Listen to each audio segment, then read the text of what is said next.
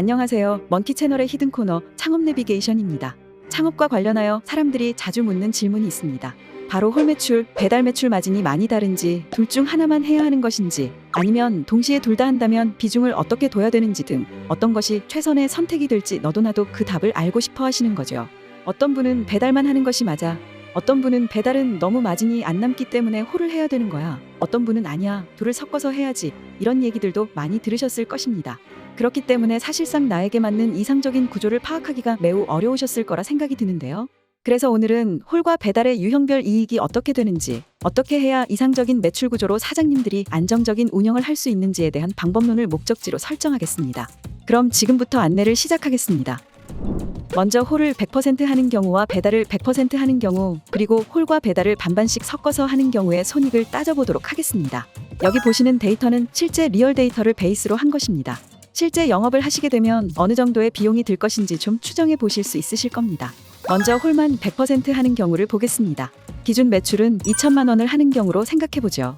여기에 일반적인 원가 비율을 35% 정도 잡았습니다. 그러면 700만 원 정도의 원가가 들게 될 것이고, 이제 매출에서 원가를 뺀 매출 총이익이 1,300만 원이 남습니다. 그 다음으로는 2천만 원이라는 매출을 만들어내기 위해 들어가는 판매 관리비의 중요한 요인들을 생각해 보셔야 하는데요. 첫 번째로는 인건비 부분입니다.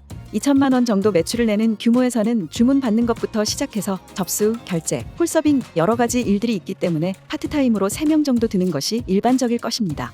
그러면 도합 345만 원 정도가 들 것이고, 이에 따라서 보시는 것처럼 4대 보험이라든지 재반 경비들이 발생되는 부분들이 있습니다.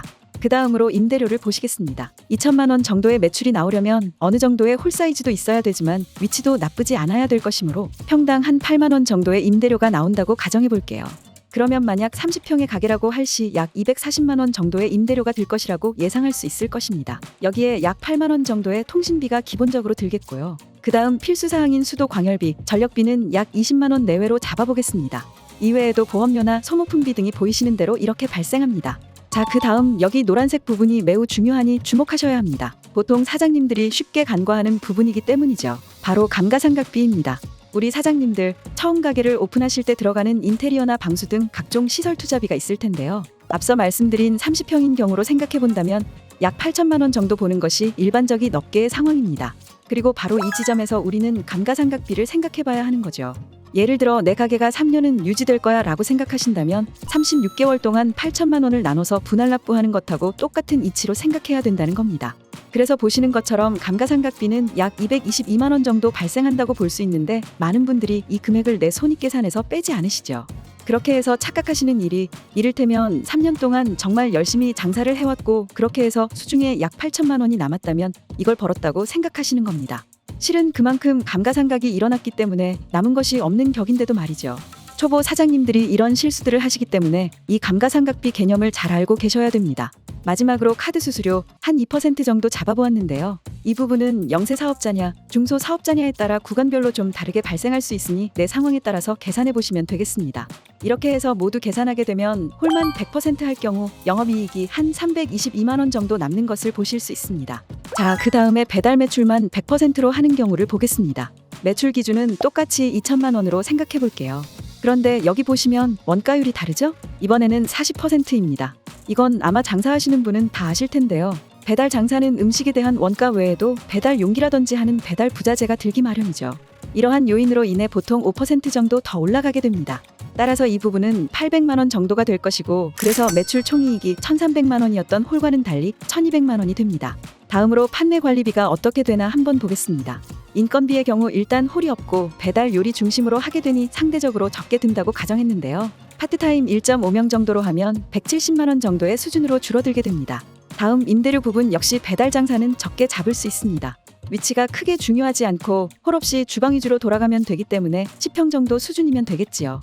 평당 임대료를 약 7만 원 정도로 가정하면 임대료 부분은 70만 원 정도로 보시면 되겠습니다. 나머지 부분도 보시면 수도 광열비와 전력비가 홀에 비해 제법 줄어드는 것처럼 보이는데요. 다음 계속해서 이어서 보시겠습니다. 배달 장사의 감가상각비는 어떨까요?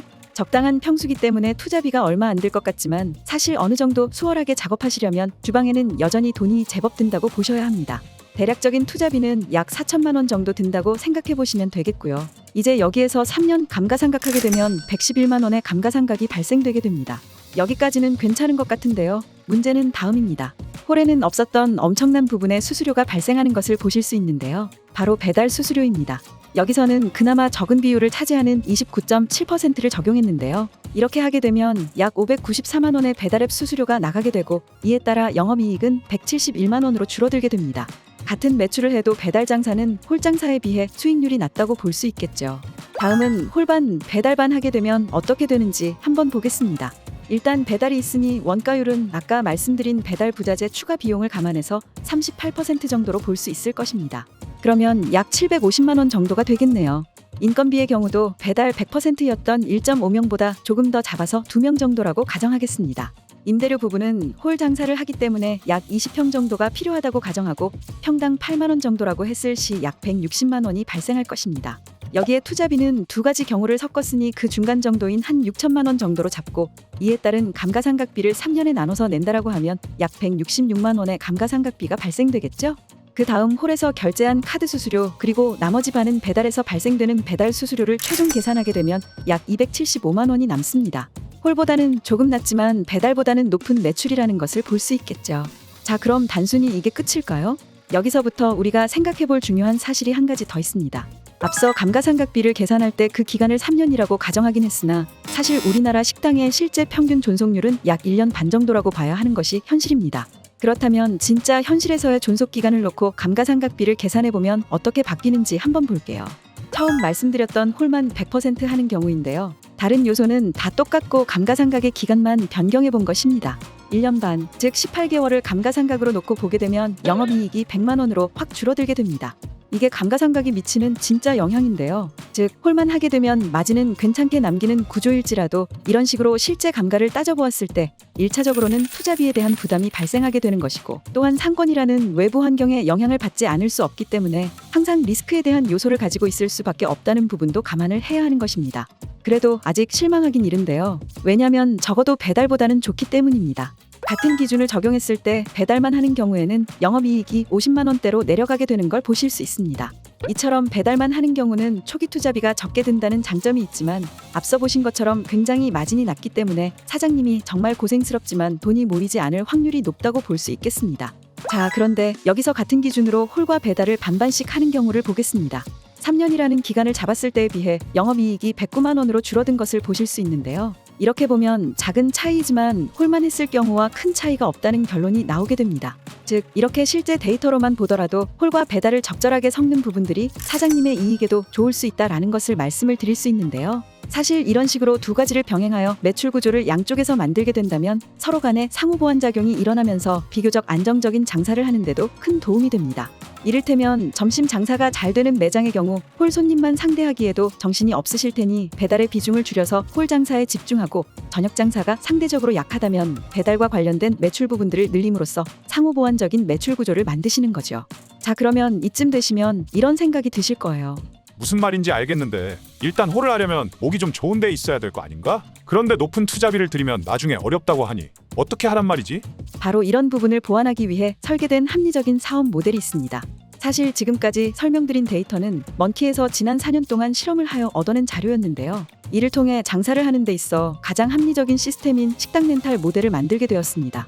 홀 장사를 하기에 적절한 자리를 선점하고 이곳에서 홀과 배달을 동시에 운영하면서 안정적인 수익을 만들 수 있는 환경을 구현한 것이죠.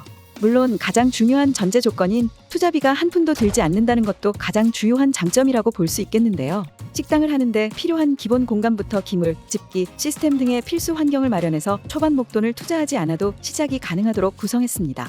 소상공인 사장님들 입장에선 이러한 유리한 조건에서 시작하여 초반 실패에 대해 견딜 수 있는 마지노선을 마련하고 심리적 압박에서 벗어나 사업에 집중하실 수 있는데 더할 나위 없는 환경이죠.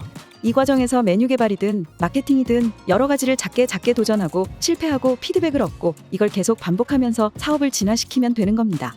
그럼 저희 먼키는 뭐 하냐고요? 달에 딱 적정 이용료만 받고 정기적으로 시스템을 관리, 업데이트하는 데 총력을 기울이고 있죠.